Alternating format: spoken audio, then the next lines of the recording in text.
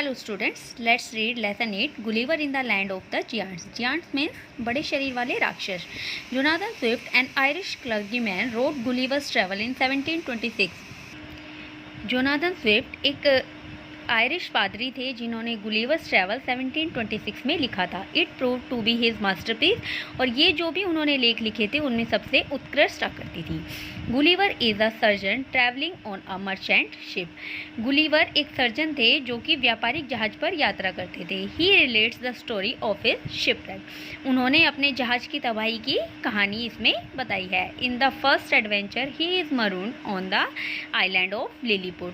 First adventure में तो वो लिलीपुट के आइलैंड पर गए थे, where the inhabitants are 6 inches tall, जहाँ पर रहने वाले जो वहाँ के निवासी थे वो 6 इंच लंबे थे। इन द सेकेंड एडवेंचर, और सेकेंड एडवेंचर के अंदर Gulliver is accidentally left ashore in Brobdingnag where the inhabitants are Jian.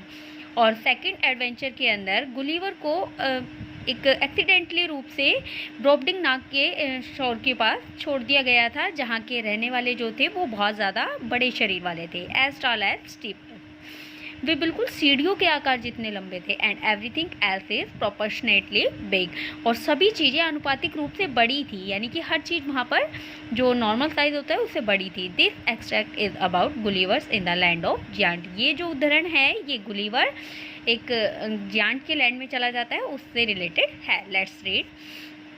As the giant farm work lifted me 60 feet above the ground, my great fear was that he would drop me.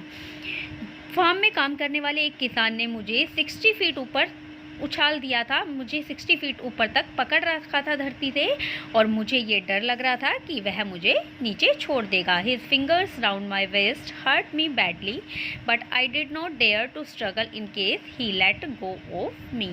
उसकी जो उंगलियां थी उससे मेरे कमर पर घाव हो गए थे, निशान हो गए थे, लेकिन फिर भी मैंने ज़्यादा स्ट्रगल नहीं की क्योंकि उसे डर था कि कभी वो उसे छोड़ ना दे। So there I was hanging in the air, इसलिए उसने उसे हवा में ही झूलते रहने दिया। While the enormous creature means बड़े शरीर वाले लोग एग्जामिन मी क्लोजली, जबकि उसे जब हवा में लटकाया गया था उस समय जो बड़े शरीर वाले लोग थे वो उसको बहुत ज़्यादा ध्यान से देख रहे थे। He was as astonished to see me as I had been to see him.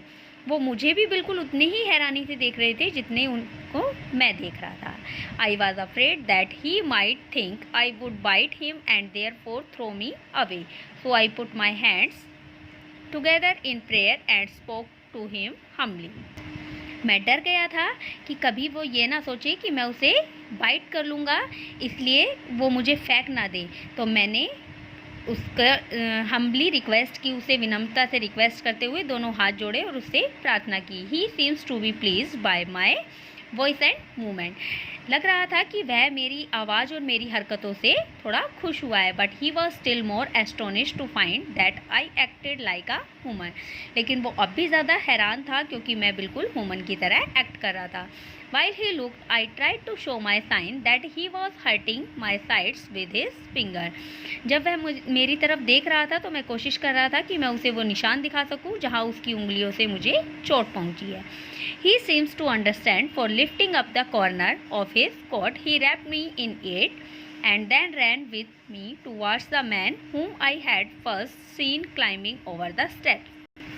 ऐसा प्रतीत हो रहा था कि उसने मुझे ऊपर उठाया और उसका जो कोट का कॉर्नर था उसमें मुझे लपेट लिया, और उसके बाद वो उस आदमी की तरफ दौड़ा जो आदमी मैंने पहली बार सीढ़ियों पर चढ़ते हुए देखा था। The farmer was as surprise as his workman to see me. जो किसान थे वो बिल्कुल ऐसे ही हैरान हुए जैसे कि उनके मजदूर मुझे देखकर हुए। Taking a piece of straw as big as a stick, he carefully lifted up the end of my coat to see if it was part of my skin. उसने एक तिनके का टुकड़ा लिया जो कि बिल्कुल स्टिक जैसा लग रहा था। उसने वो कोट के अंदर डाला और ये चेक किया कि यहाँ पर भी मेरी स्किन है या नहीं है, क्योंकि मैं उसके सामने एक बहुत ही छोटा मामूली सा लग रहा था।